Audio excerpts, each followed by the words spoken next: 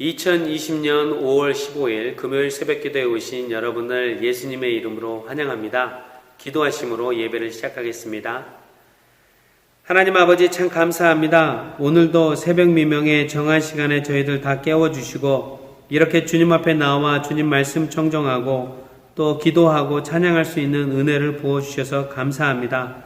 저희가 무엇이간데 하나님 아버지께서 독생자 예수 그리스도를 이 땅에 보내주시고 우리의 죄를 대신 짊어지시고 십자가 위에서 피 흘려 죽으신 후 부활하심으로 하나님 이제는 우리가 주님의 아들, 딸이 되는 권세를 갖게 해주시고 우리 안에 내주하시는 예수님 때문에 우리들이 주님 안에서 예언자처럼 이 땅 안에서 살 수 있게 불러주셔서 감사합니다.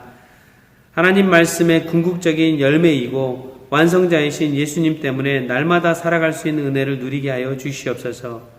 주님 오늘도 말씀하여 주셔서 그 말씀 때문에 살아갈 힘을 얻는 저희들 되게 도와주시옵소서. 예수님의 이름으로 기도했습니다. 아멘.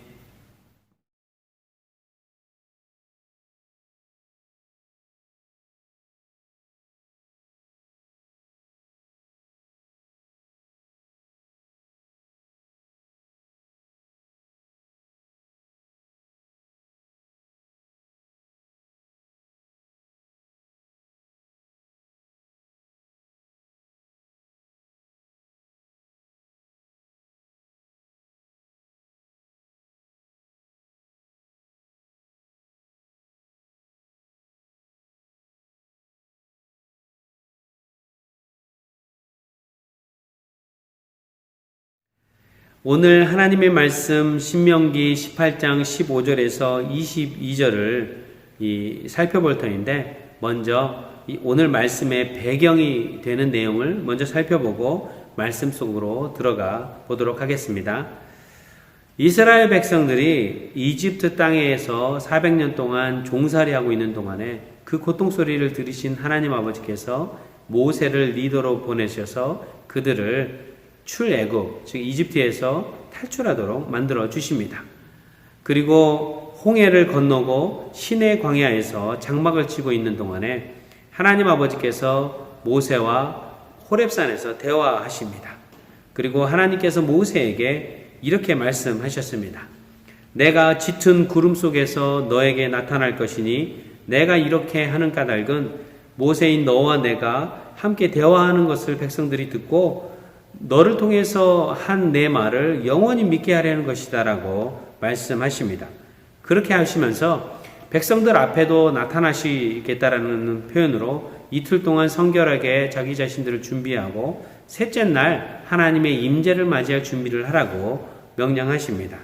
마침내 셋째 날 아침이 되고 번개가 치고 천둥 소리가 나며 짙은 구름이 산을 덮은 가운데 사냥 뿔나팔 소리가 우렁차게 사방으로 퍼지기 시작합니다. 이 백성들이 천둥 소리와 나팔 소리가 나는 것을 보고 또 이 호렙산이 온 연기로 뒤덮인 것을 보고 두려워 떨면서 멀찍이 물러납니다. 그리고 한 번도 경험해 보지 못한 하나님의 임재에 너무나 두려워서 모세에게 와서 이렇게 강청합니다. 어르신, 우리에게 어르신이 직접 말씀하십시오. 우리가 듣겠습니다. 하나님이 직접 우리에게 말씀하시면 우리는 죽겠습니다. 죽을 것 같습니다. 라고 말한 것입니다. 이스라엘 백성들이 모세에게 이렇게 요구한 것을 하나님께서 잘 이해하시고 오늘 본문 말씀 17절, 18절로 다음과 같이 말씀하십니다. 17절, 18절을 한번 읽어보겠습니다. 그때 주님께서 내게 말씀하시기를 그들이 한 말이 옳다. 나는 그들의 동족 가운데서 너와 같은 예언자 한 사람을 이렇게 세워서 나의 말을 그의 입에 담아줄 것이다. 그는 내가 명한 모든 것을 그들에게 다 일러줄 것이다.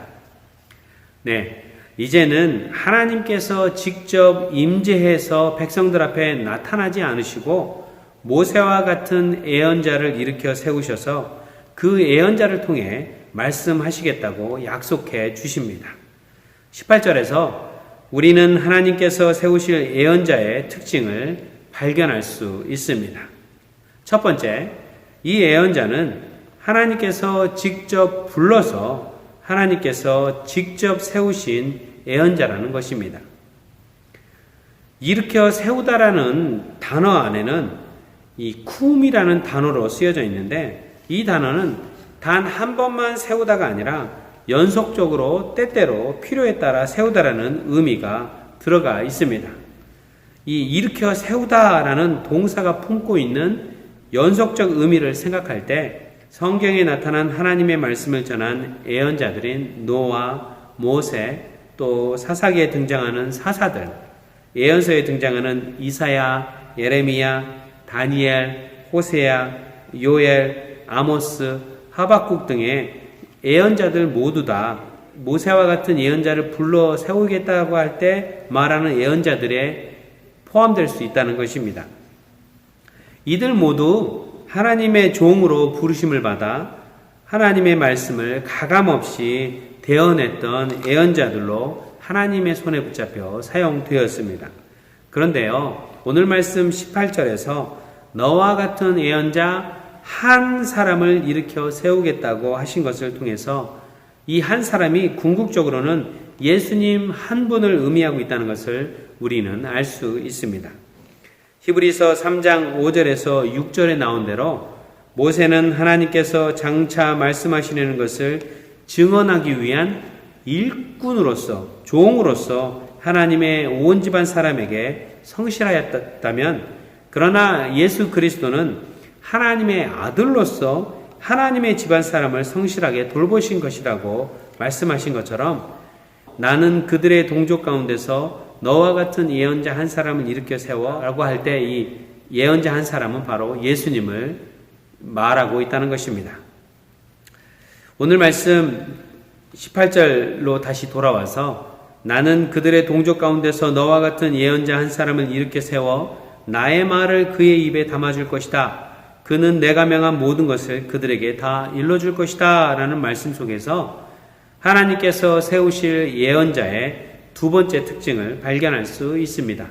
그것은 바로 이 예언자는 다른 먼 곳에서 데려오는 것이 아니라 이스라엘 동족 가운데서 선택해 세우신다는 것입니다.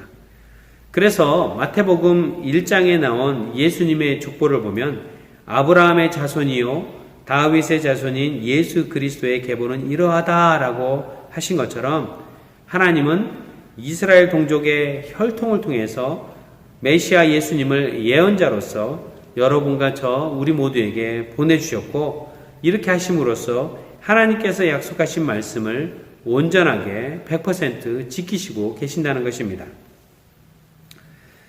18절 말씀에 나의 말을 그의 입에 담아줄 것이다. 그는 내가 명한 모든 것을 그들에게 다 일러줄 것이다 라고 하신 것처럼 하나님께서 세우실 예언자의 세 번째 특징은 예언자 자신의 생각이 아니라, 예언자가 하고 싶은 말이 아니라 바로 하나님의 말씀이 그 입에 담겨지고 오직 하나님의 말씀의 통로만 되고 있다는 것입니다. 그래서 예수님 오시기 전까지 등장했던 모든 예언자들은 오직 하나님의 말씀만을 두렵고 떨리는 마음으로 온전히 전했던 것입니다. 때로는 하나님의 말씀이 그것을 듣는 사람들이 모두 다 불편해하고 힘들어하는 것일지라도 하나님의 말씀이기 때문에 예언자는 그대로 대언했던 적이 많이 있었고, 또 어떤 예언자는 자신의 입술을 통해서 하시는 하나님의 말씀이 너무나 강력하고 때로는 사람들에게 욕을 먹을 만한 것이었기 때문에 도망가고 싶어 했던 예언자도 있었던 것을 보게 됩니다. 물론 그 모든 예언자들은 신명기 18장 20절로 또 내가 말하라고 하지 않은 것을 제 마음대로 내 이름으로 말하거나 다른 신들의 이름으로 말하는 예언자는 죽임을 당할 것이다 라고 모세를 통해서 하신 이 하나님의 말씀을 너무나 잘 알고 있었기 때문에 더욱더 하나님 경외하는 마음으로 하나님 말씀에 통로만 되었던 것입니다. 하나님의 아들로서 이 땅에 오신 이 선지자여셨던 메시아 예수님도 예외는 아니었습니다. 요한복음 5장 30절을 보면 나는 아무것도 내 마음대로 할 수 없다. 나는 아버지께서 하라고 하시는 대로 심판한다. 내 심판은 올바르다.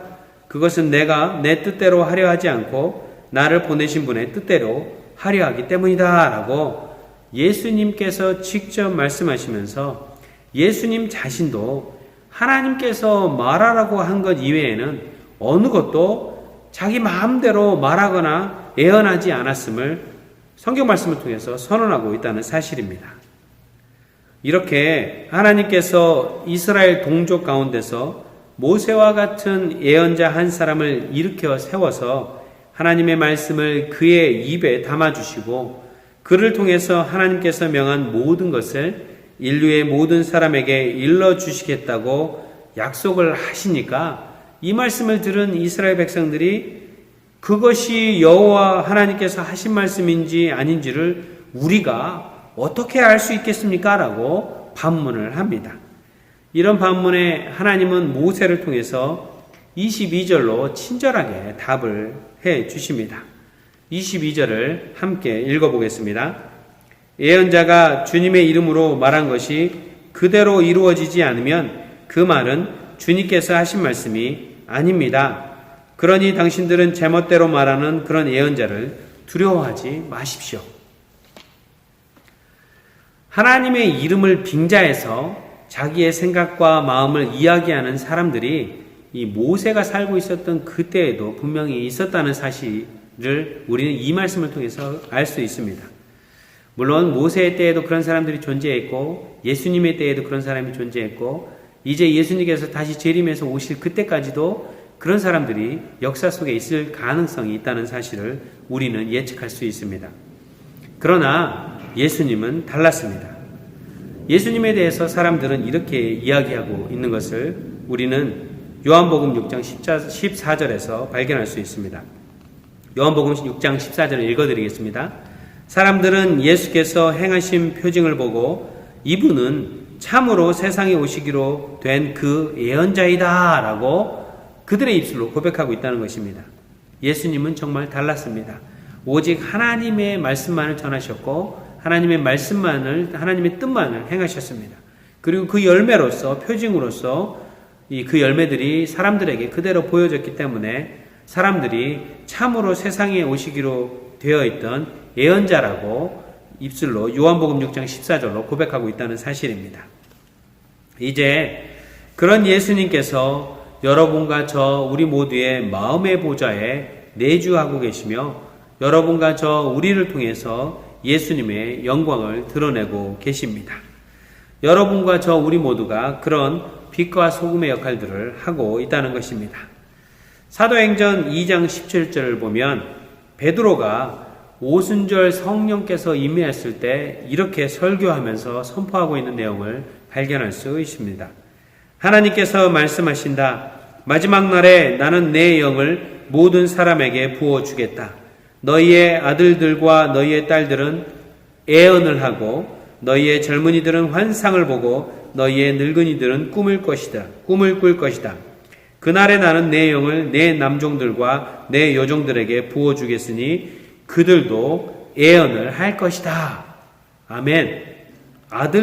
너희의 아들들과 너희의 딸들이 예언을 할 것이다 라고 말을 하고 있습니다. 즉 우리 안에 내주하시며 우리의 구원자 되시고 아버지 되신 예수님 때문에 우리 안에 계신 예수님 때문에 여러분과 저 그리고 예수 그리스도를 믿는 사람들이 예언을 하게 될 것이라고 말씀하고 있다는 것입니다. 또 하나님의 종으로 부르심 받아서 이 땅 안에서 주님의 영광을 드러내고 있는 내 남종들과 내 여종들도 성령이 충만하여서 그들도 예언할 것이다라고 말씀하신 것처럼 이제는 이 땅 안에서 우리 안에 내주하시는 예수님 때문에 우리는 예언자적인 삶을 살 수밖에 없는 것입니다. 말씀을 마치겠습니다. 여러분, 예수 그리스도를 믿고 이 땅에 우리가 살아가면서 예수 그리스도를 믿지 않는 사람들이 여러분과 저 우리 모두의 삶을 볼 때 예언자적인 삶을 사는 것이 예수님이 우리에게 보여주신 본이십니다.